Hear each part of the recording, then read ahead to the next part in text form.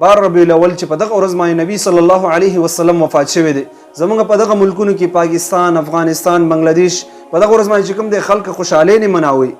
بلکې سټیجونه جوړ شوي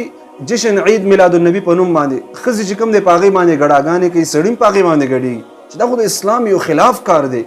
بلکې صحیح تاریخ د نبی صلی الله علیه وسلم د پیدایش چې کوم دی هغه نهم ربیع الاول دی نبی صلی الله علیه وسلم په دغه ورځ باندې پیدا شوی دی او اسلام موږ ته یو عمل هم ښودلی دی د رسول الله صلی الله علیه وسلم د پیدایش په ورځ باندې تاسو کوم عمل وکړئ اسلام موږ ته عمل ښودلی دی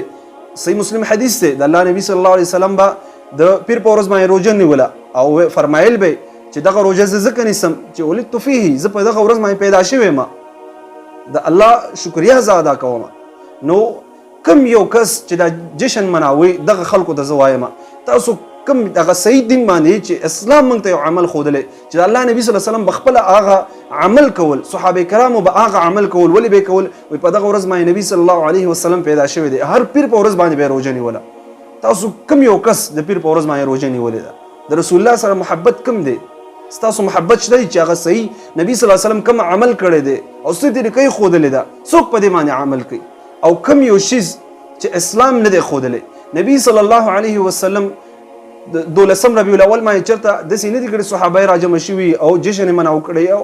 خوراکونه یې او دا شیزونه اوس خو پکې ډېر ناروا کارونه کېږي چې ګډاګانې پکې خلک کوي او منکر کوي صحابه کرامو چې کوم د الله د نبی صلی الله علیه وسلم سره ډېر محبت او ډېره مینه وه ورسره چېرته یو صحابي دا طریقه نه ده کړې چې جشن عید میلاد النبی بار ربیع الاول باندې دا طریقې کړي او ټول لا جمع شوي یو صحابي هم نه دی کړی هغوی ډېر محبت ورسره هغوی دا عمل ولې نه کول هغوی به دا طریقه کوله چې د پیر په ورځ هر پیر په ورځ باندې به یې روژه نیوله ولې نبي صلی الله علیه وسلم ویلی دي چې زه په دې ورځ پیدا یم تاسو روژې ونیسئ کوم یو کس دا روژه نیولې ده امامان چې کوم دي وروسته تابعین د هغوی ډېر محبت او زما او ستانه د نبي صلی الله علیه وسلم سره هغوی چېرته دا جشن مناو نه کړ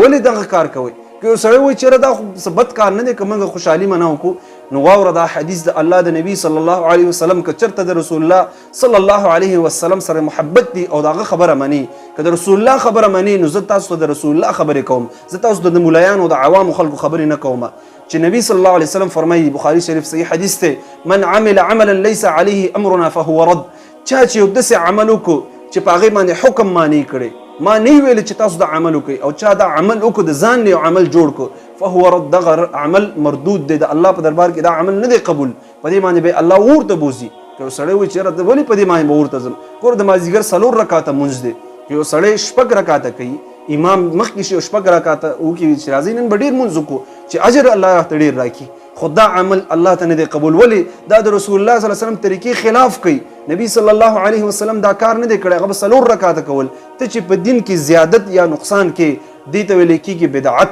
او دې د وجې نه الله رب العالمین به دې ورته بوزي په دې